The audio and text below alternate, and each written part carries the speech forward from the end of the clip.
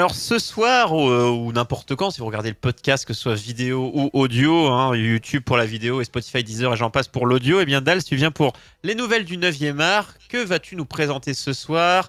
Quel format, quel univers? Dis-nous tout, fais-nous rêver et encore acheter. Je vais vous faire, alors acheter, je sais pas, mais en tout cas, j'espère vous faire rêver parce que c'est une œuvre qui se prête tout à fait à ça. Et je vais vous parler de Saga. Donc, le nom est évocateur déjà, hein, plutôt intéressant. Du coup, c'est un comics qui est sorti le premier tome en 2013. Du coup, c'est un comics de 9 tomes. Actuellement, il y en a 8 en version française, le 9e est encore attendu. Voilà, mais c'est un comic de 9 tomes. C'est écrit par Brian Vaughan, qu'on connaît beaucoup.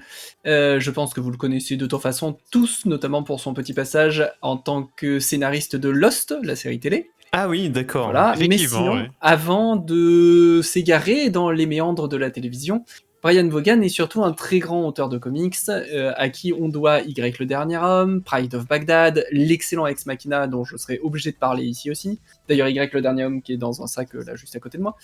Donc c'est pareil, c'est des œuvres sur lesquelles je reviendrai. C'est un très très bon auteur de comics et qui à chaque fois livre des pépites d'art séquentiel absolument incroyables.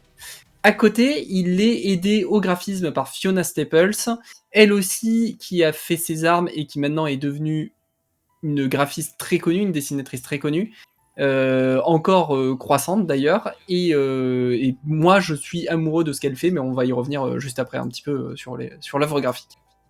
Parlons du coup de Saga. Alors j'ai amené 5 des 8 tomes, parce que j'ai les 8, mais alors je dois vous avouer que je les ai pas tous retrouvés, donc j'ai amené 5 tomes. Les cartons sont pas tous défaits Voilà. encore. Hein. Les cartons sont pas tous défaits. Tu perds des tomes. Ah oui, tu viens de déménager, c'est pour Bah ça. oui. C'est parce qu'il y en a qui sont encore en carton. Donc je vais vous parler de Saga. Saga, donc ça se présente comme ça, c'est vendu 15€ l'unité, c'est un comics qui fait dans les, je sais pas, ça peut être combien de pages sur chaque tome. On est sur les 200 pages, à peu près, dans un tome. Un jour, je te demanderai d'évaluer le prix au poids. Ah, peut-être. À la pesée. Ou à la page, à la limite. Déjà, ça aurait plus de sens. Donc voilà. On est sur ce genre d'œuvre. C'est déjà accrocheur, rêveur. On voit tout de suite un petit peu qu'on a une patte graphique très particulière, c'est-à-dire qu'elle est semi-réaliste, mais dans un univers qui est hybride entre la SF et la fantasy. Donc on est bien dans un univers de SF, mais qui va beaucoup s'inspirer à la fantasy. Il y a de la magie, il y a des créatures dans tous les sens. On est vraiment dans un univers très particulier et très changeant, qui a beaucoup de choses à faire découvrir. L'histoire, on va parler d'elle en premier, parce qu'elle est posée dans les premières pages directement de la BD. C'est une histoire d'amour interdit revisitée directement. C'est Roméo et Juliette. C'est Roméo et Juliette, revu et corrigé, ni plus ni moins. Donc, on a un homme, cornu, qui est amoureux d'une femme ailée, et qui vont avoir un petit enfant qui est cornu ailé. Voilà le reste de l'histoire.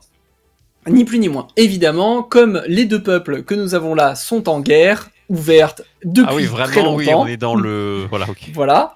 Eh bien, c'est un amour qui n'est pas du tout permis, et le bébé va donc être traqué par l'ensemble des deux gouvernements qui ne veulent pas qu'un bébé qui appartienne aux deux races existe. Voilà. Donc ça, c'est la base de l'histoire.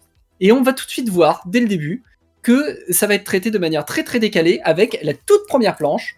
Parce que oui, on commence par l'accouchement directement. Voilà. On se pose pas de questions. C'est dès le début, la BD nous plonge dans la tonalité. On commence par l'accouchement dans des conditions atroces, avec une femme qui a un langage de camionneuse, qui pourrit son mari à tout va. Et on va traiter de manière très humoristique et très décalée cette revisite de Roméo et Juliette. Et surtout derrière, ça, une fois l'enfant né, ça va être leur fuite et le périple dans un univers qui est explosif de couleurs, rocambolesques. Les personnages sont... On peut s'attendre à aucun. On va avoir des peuples, ça va être des robots avec des têtes en forme de télévision ou d'écran d'ordinateur. J'allais dire, on en voit. Il y a des côtés un peu surréalistes là, avec le personnage qui a une, et là, il y a tranche de télé. Salut, petite beauté. Et là, on part dans tout le reste. On va être dans un univers... Ça me rappelle un peu, moi, au début, ça m'a rappelé... C'est SF très haute en couleur, donc de toute l'époque des premiers Star Wars, des Gardiens de la Galaxie quand ils ont été écrits pour la première fois. Vous voyez, cette SF qui était très colorée avec des créatures très fantasques, très créatif et débridé. Très créatif. Ouais, voilà. Leur vaisseau, il faut absolument le voir, c'est un arbre. C'est un arbre qui vole. Attends, je crois que j'ai une image. C'est absolument génial. Ouais, Et voilà. J'aurais dit autre chose, mais finalement, restons sur l'arbre. Un arbre avec des racines. Je vous montre de nuit, du coup. Il faut en avoir des racines, hein. C'est important, hein. Toujours avoir des racines. Et ils poussent, du coup. Donc, les vaisseaux spatiaux, c'est une culture, quoi. Ah, d'accord. Ah, c'est un vrai truc vivant. Ouais, c'est un vrai truc vivant, il pousse et tout. Ça va donner des idées à Elon Musk. Il est alimenté par une grande... Il a planté des graines de sa fusée. Il est alimenté par une cheminée. Enfin, l'univers est complètement barré et exceptionnel. On a envie de découvrir, à chaque page qu'on tourne, on s'attend à quelle surprise vont nous emmener l'auteur et la dessinatrice qui livrent ça avec un trait incroyable.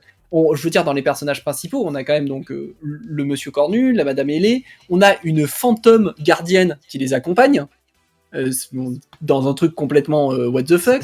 Ils vont être chassés par une femme araignée. Enfin, c'est à chaque page, t'as une découverte incroyable, quoi. Putain, le brainstorming devait être fou.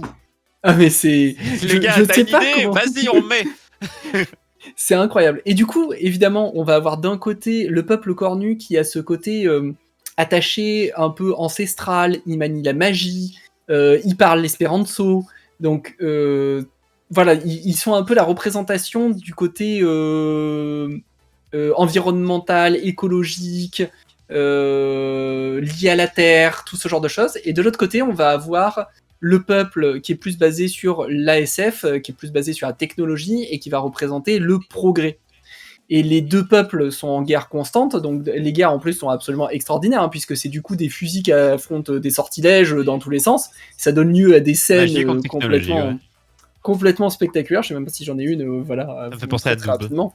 Ceux qui connaissent la web-série. Donc voilà, c'est vraiment magie contre techno, c'est très marrant. Totalement décalé aussi à chaque fois, avec des armes, des sorts dans tous les sens. Les scènes d'action sont assez jolies en plus, du coup, parce qu'elles prennent des tons avec des couleurs un peu extravagantes. Vous pouvez avoir un vaisseau spatial qui passe avec un espèce d'énorme mammouth qui vient le défoncer. Enfin, ça donne lieu à des choses incroyables. Et derrière, c'est la force du message, en fait, qui est amenée, puisque du coup, Vaughan va en profiter pour faire passer tout ce qu'il a envie de faire passer. C'est-à-dire les deux camps principaux qui sont en opposition. Les deux camps principaux. À la frontière, ça passe. Allez, hop, c'est bon.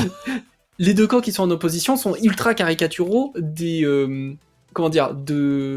avantages et des inconvénients de chacun.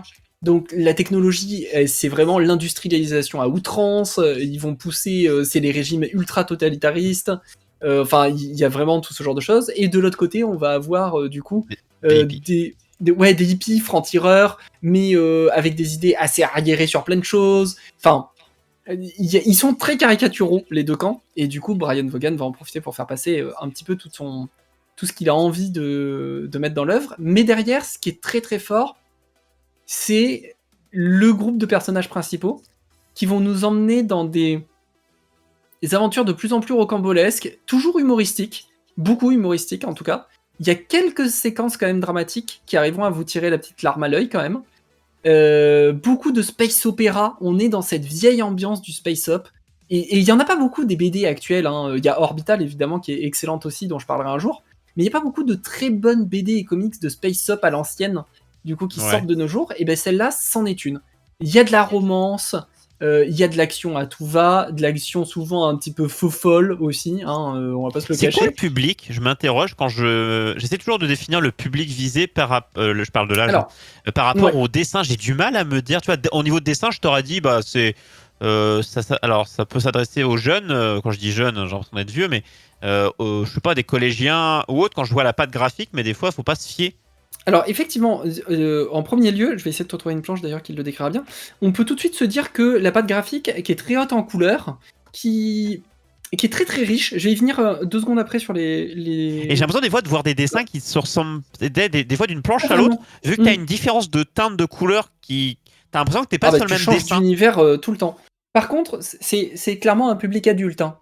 Dans le premier tome, on va aller au bordel. Voilà, c'est de la SF adulte. Hein, il faut pas se fier au... Il n'y a pas du tout de ça. Les scènes d'action peuvent finir relativement gore. Hein. Un peu pareil aussi, ouais. Oui, j'aime bien quand c'est décalé entre le graphisme et le ton de l'œuvre. Donc du coup, c'est pas un dessin dark. C'était Pandemonium aussi. Pandemonium. Non, qui était dans Pandemonium ce genre, qui me semblait Exactement. mignonnet, mais finalement qui était. Qui est plutôt sombre. Mais alors, Pandemonium, c'est plutôt sombre. Là, pour le coup, j'ai envie de dire, si on passe sur le fait qu'il y a des thématiques adultes qui sont abordées dans le truc, l'œuvre a quelques séquences dramatiques un peu intenses, mais il y a beaucoup de séquences humoristiques. C'est léger à lire le plus souvent. Et c'est la force, en fait. Ils vont arriver à faire passer tous les deux, parce que c'est vraiment un travail... Ils ont jamais travaillé ensemble avant cette œuvre-là, mais c'est un travail hyper commun de l'un à l'autre, parce que, en fait, les graphismes soutiennent tellement les messages les graphismes de Staples soutiennent tellement le message de Vaughan que les deux sont intimement liés à chaque planche, en réalité. Et c'est vraiment super à lire. On est par contre sur... voilà, là par exemple, on a un petit éclatage de crâne à main nue. Ah oui, vraiment. On met pas ça entre toutes les mains. C'est mignon parce que c'est Mais coloré. c'est mignon. T'as vu, c'est coloré, c'est sympa. C'est ça. Voilà, ça passe bien. Et du coup, à partir du lycée, quoi, on va dire ça. Donc, Parce qu'au bout d'un moment. Voilà, à partir du lycée, après, il y a tout qui passe. Bon, après, il y a quand même des trucs spécialement chelous. Hein. Les prostituées avec des têtes uniquement posées sur des jambes. Mais souvenez-vous de. Je ne sais plus, ce Voilà. film avec Schwarzenegger, des femmes avec trois seins. Exactement. Finalement, je n'ai plus le nom de ce film. Et avec un personnage très pas auxiliaire. Total Mais vu que je suis tombé. Total Recall, voilà. Voilà, je suis tombé sur une des planches, donc vu que je vous montrais, le chat qui est en bas, il est absolument exceptionnel. Hein. C'est un chat mensonge, c'est-à-dire qu'il détecte les mensonges et il réagit et il dit mensonge. Il sait parler le chat. Et il dit mensonge quand il détecte un mensonge. Le problème, c'est que ça paraît hyper bien parce que c'est un tracker, un chasseur de primes, du coup, qui l'a. Donc ça lui paraît hyper pratique pour son boulot, sauf qu'en fait, c'est très très pénible quand le chat peut pas s'empêcher de le dire, quand même, tout le temps. Donc le chat est vite détesté par tout le monde dans la BD parce qu'il arrête pas de dire mensonge à chaque fois qu'il y a quelqu'un qui sort un truc. Donc c'est assez voilà, c'est très rigolo comme BD, c'est très léger. Et alors on va en venir quand même à la partie qui est hyper intéressante. Oui, voilà.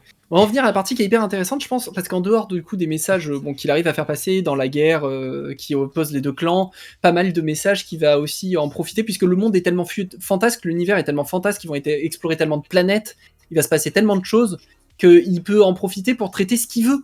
Parce qu'en fait, ils vont débarquer dans un peu n'importe quoi, et ça va permettre à l'auteur de setup une situation qui lui permet de faire passer le message qu'il a envie. Il s'est débridé au possible à ce niveau-là. Donc du coup, l'auteur peut s'exprimer sur tous les sujets autant qu'il veut, et c'est vraiment sympa. Mais le plus fort de cette BD, c'est que le narrateur, c'est la petite fille qui est née, là. Et qui grandit au fur et à mesure de la BD. Et du coup, en fait, on va voir l'intégralité des scènes avec la narration, alors certes avec les dialogues d'adultes, mais avec la narration qui est écrite en petites lignes blanches directement sur les fonds de décor, qui sont la voix de l'enfant, et avec l'innocence des yeux de l'enfant. Et du coup, elle ne comprend pas toute cette histoire de guerre. Elle sait pas pourquoi ses parents, on devrait être ennemis. Elle trouve ça ridicule, elle. Et il y a plein de situations qu'elle va juger complètement stupides ou dont elle va pas voir la portée. Tu veux dire que le narrateur de l'histoire, en fait, a une vision un peu larguée du monde autour, en fait, comprend pas forcément. Exactement. Le narrateur a une vision décalée, quoi, de l'histoire. Décalée et innocente. Et en fait, par son innocence, elle va mettre en valeur le ridicule de la situation qu'ont créé certains adultes.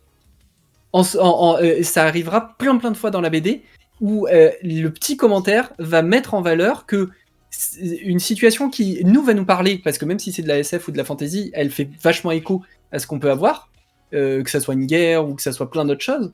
Et tout d'un coup, le petit commentaire vu par les yeux de l'enfant, on se dit bah oui, c'est complètement con en fait. Enfin, il y a pas de raison que ça soit ça. C'est un monticule de strates créées par les adultes qui font qu'on en arrive à des situations aussi catastrophiques, mais vu par un enfant tout bête, bah en fait la situation n'a pas lieu d'être, elle est absurde en fait. Pourquoi on en est arrivé à quelque chose d'aussi catastrophique pour rien du tout au début? Genre, mais ça on se pose hein, voilà. Et c'est cette force dans l'œuvre, c'est vraiment c'est les yeux de l'innocence qui vont voir. Et d'ailleurs, Lozero s'est arrêté pas mal de temps sur une planche que j'aime beaucoup, donc dans laquelle on voit la petite fille qui a à la fois les cornes et les ailes, qui parle avec une cornue et qui du coup est un personnage trans dans la BD, qui est très très mis en évidence et qui va servir de mentor un peu, de babysitter, mais aussi de mentor à cette petite. Et, C'est Piccolo pour Sangohan. voilà. Et je m'étais- Et du coup, forcément, il y a il y a une grosse évocation de la transidentité. Et là aussi, ça va être les commentaires de la petite qui viennent briser l'ensemble en disant que elle s'en fiche. Si elle a envie d'être une femme, mais pour elle, c'est une femme. Elle voit pas en quoi ça serait C'est un problématique. être vivant, Ouais, j'allais voilà, dire un être humain, non, mais un être vivant et point, quoi. Elle voit même pas en quoi c'est problématique en réalité. Et du coup, c'est à chaque fois ce petit regard innocent qui vient casser le sérieux qui peut être abordé dans certains propos. Et c'est très sympa. Voilà. Ça te fait un contraste assez cool. T'as combien de tomes, tu peux nous redire? Est-ce que Donc, c'est fini? Est-ce que... 9 tomes finis, 8 en français, le 9e est en cours de traduction. Et je vous invite, à la limite, si vous le lisez pas pour l'histoire qui est déjà fantastique, vous ne pouvez pas ne pas le lire pour la patte de Fiona Staple. Ah, bah, c'est mieux de lire. C'est quand même mieux de lire parce que t'as Non, payé mais le truc entier. c'est juste graphiquement, je trouve que c'est une des dessinatrices qui est le plus montant et on voit pourquoi. Elle affirme son trait au fur et à mesure de chacun des tomes déjà et même dans ses œuvres précédentes quand on la suit. C'est à un style travers très les œuvres. rétro, hein, tu le disais, mais il y a un style très rétro. Tu disais aussi dans l'ambiance space opéra, mais quand on voit des planches, t'as l'impression de voir du comics des années. Je sais pas moi, les années 80, 70, 70, c'est ça, ouais. vraiment 70, c'est ça de l'époque des dessins animés à la Capitaine Flamme, à la. C'est Exactement. vraiment l'impression. Et elle joue beaucoup là-dessus. Elle va beaucoup jouer notamment avec le fait, je sais pas si vous avez remarqué, que ses décors et sa mise en couleur font très aquarelle, si on peut dire, mais par contre des personnages Oui. avec des traits marqués au noir, ce qui fait que les personnages vont se détacher du fond, qui lui n'a pas ses contours noirs, Ouais, puisqu'ils sont en fond c'est quand uni. on le voit, ouais. Du coup, ça détache le personnage et l'action du fond, du décor, et ça lui permet de travailler les deux avec une teinte différente, et c'est ça qui donne aussi un petit peu cet aspect rétro en fait à l'œuvre, mais qui marche super bien. Pour moi, c'est des graphismes genre fantastiques. En plus, elle a une imagination débordante pour mettre en image ce que Vaughan peut arriver à mettre en mots, et le duo marche incroyablement bien. Ils vont nous amener avec des planches toujours plus étonnantes, déstabilisantes, glauques à des moments, mais ils arrivent à trouver la note d'humour à l'intérieur. Parfois, c'est le graphisme même qui va créer la note d'humour parce que l'ambiance graphique est un peu décalée, la tête des personnages va créer une note humoristique. C'est vraiment, elle a un travail qui est incroyable. Et on le découvre au fil de l'œuvre parce que comme il ne s'impose aucune limite, elle a beaucoup plus de liberté que dans les autres œuvres sûrement sur lesquelles elle a pu travailler avant, et bah ça fait plaisir à voir quoi. On s'éclate à chaque page. En tout cas, tu disais 9 tomes, je vois, c'est en gros 16 euros. 15 euros le tome. 15 euros le tome, donc. 15 euros le tome. Vous en Et est-ce aurez que pour librairie indépendante 50 standard. balles. Le fait qu'il y ait là 8 tomes, bientôt 9, c'est justifié pour toi? L'histoire le justifie ou... Alors moi j'ai lu jusqu'au 8ème, donc j'ai pas encore lu le 9ème. Hein. Je n'ai pas perdu à un moment. Il n'a pas sorti de longueur. Il n'y a pas de longueur, je n'ai même pas perdu d'intérêt ou autre. Et en plus l'action est tellement... C'est Pepsi. T'es content d'avoir lu le tome, tu vois, genre ça s'enchaîne, il y a du rythme, les scènes dramatiques reviennent avec des scènes rigolotes, et on a l'impression en plus d'avoir eu le message qui est passé tout seul. Ça se lit vraiment facilement parce que l'action est tellement bien maîtrisée, le rythme de l'action est tellement bien maîtrisé qu'on enchaîne les pages presque trop vite, en fait, et on s'ennuie pas une seconde. Hein. C'est pas tant que ça, hein. Il y a d'autres trucs qui sont à je sais pas combien et tu Oh. suis toujours l'action. Hein. Je ne Voilà. citerai pas, mais bon, c'est plus dans. Mais là, t'as pas d'ennui. Hein. Franchement, D'accord. pas une seule seconde. Hein. C'est... Faites-vous un avis, et on le dit pas assez souvent, mais des fois, quand on n'a pas toujours les moyens, parce que se dire c'est que 16 balles, mais des fois, faut pouvoir les sortir, hein, des fois 10-15 balles, et que en général, si ça te plaît, bah, tu sais que tu vas devoir mettre beaucoup plus parce que s'il n'y a pas qu'un bouquin. Vous avez plein de moyens quand vous voulez, j'allais dire, tester un livre. Oui. Vous avez les médiathèques près de chez vous, Bien sûr. vous avez. Il Mais y a vous plein avez- de moyens. Les librairies indépendantes, si vous voulez, sur les comics en tout cas, ils vous acceptent largement que vous veniez squatter pour lire un tome le temps de découvrir. Hein. La plupart des librairies indépendantes vont vous laisser le faire. Hein. Après, bon, il y en a Voilà. quelques-unes qui sont un peu... N'hésitez pas à aller Sur le sujet, et ne faites pas. Alors par contre, moi aussi, expérience, ne faites pas. Il y en a certains dans les trucs genre Cultura ou autres qui prennent un bouquin, qui reste en plein milieu, Alors qui non, lisent debout, et t'es là, tu te dis, bah, tu fais chier, je voudrais prendre ce qu'il y a devant toi, Non. tu vois. Ne faites pas soyez ça. pas un schlag, voilà. Soyez pas un schlag, mais en Non, tout mais cas, c'est- il y a plein de c'est- moyens de lire et de découvrir sans acheter directement pour après acheter si ça vous plaît. Exactement. C'est vrai qu'il y a pas mal de librairies indépendantes où tu peux t'asseoir par terre, lire ton Clairement. truc. Il y a même des chaises ou un coin lecture à des moments, donc Et on pense toujours que c'est pour les enfants, mais pas que. Voilà. Exactement. Donc n'hésitez pas, librairie indépendante, médiathèque, renseignez-vous. Et si c'est une médiathèque, si c'est un abonnement de 10 balles à l'année ou ce genre de choses, bah voilà, profitez-en. Ça vous permettra de lire à foison. Pour Et vous, je terminerai vos enfants. sur une petite note, c'est que saga, la saga de Saga, commence à avoir la reconnaissance qui lui vaut, du coup, qui je pense qu'elle mérite, puisque même sur beaucoup de sites assez prestigieux, donc qui font des palmarès ou qui notent, eh bien, comme Planète BD, ce genre de choses, Saga commence à être relativement reconnu, puisque quasiment tous les tomes, je crois qu'on est à 6 tomes sur 8, ont été récompensés. Hein, Merveilleux. donc voilà. Le talent. Moi je dis, il faut. Est-ce que tu vas encore nous faire acheter quelque chose quelque chose de qualité Est-ce que vous voulez que je vous fasse à l'occasion une chronique sur un truc daubé? Genre, je vous fais C'est une de la chronique merde. Non, parce décalée. qu'après on va nous dire non. Tu sais, si un jour on veut un partenariat, faut mieux pas. Non. On va rester sur. Non, je veux que tu nous fasses acheter. Mais un jour, on vous fera peut-être. Alors ça, c'est une idée qui me sort. Mais une sorte de petit récap. On verra si on enregistre ça en off ou autre. On vous balancera ça sur YouTube. Un condensé où Un top. c'est ça Ça marche sur pendant. YouTube, les tops. Pendant 15 Exactement. secondes, une œuvre, et on fait de tout ce que tu nous as parlé en mode c'est quoi, quel univers, et on monte 2-3 planches. On va essayer de vous faire ça. On fait un temps. Vous l'aurez cet été, d'ici là que Dals nous ait présenté tout pour cette saison-là. On fera une petite vidéo YouTube, un résumé de tout pour que vous puissiez tout savoir avec des liens. Voilà, on va bosser. J'annonce des trucs. Ah, mais je suis J'annonce des hyper chaud en trucs. plus.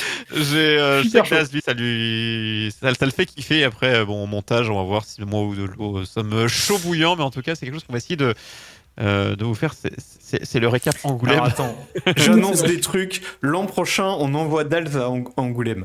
C'est ça. Alors, Payé normalement, par, vous savez que j'y vais chaque année, en plus, Ah voilà. normalement. merveilleux. Et, Et tu nous fais un reportage en direct. Et clairement, finalement, je vous fais le YOLO Show en direct d'Angoulême. c'est ça. Et tu penses à 21, de 21h à 23h. Je sais pas ok. si j'aurai beaucoup de choses. Oh, hein. différé, on répond, avec on note. des interviews d'artistes, etc. Ah, mais ça, Ouais. ça serait fou. Mais bon, là, pour l'instant, évidemment, il faudra que tu profites à fond. Merci à toi, Dals, nous va présenter du coup Saga. N'hésitez pas si ça vous intéresse. C'est un comics, donc Saga, S-A-G-A. Et bon, voilà, si vous aimez le style, que vous aimez découvrir de nouvelles choses et que ne pas rester dans vos conventions classiques et que ça ne vous fait pas peur, foncez, allez acheter ou alors testez dans vos librairies, lisez quelques pages si ça vous intéresse, allez à la caisse. Et encore une fois, on disait pour découvrir, mais même pour acheter, préférez les librairies au maximum si c'est possible pour vous. Et si ce que vous voulez est là, et si Pas c'est Amazon. pas là, vous demandez à la libraire et peut-être qu'elle peut vous le Pas commander. Amazon. Surtout pas Amazon. Voilà, pas Amazon, limité. Voilà, sauf si ce n'est disponible que là, mais en général, si vous demandez, la commande peut être faite par votre libraire. Il sera ravi de pouvoir vous conseiller là-dessus. Encore merci, Dals.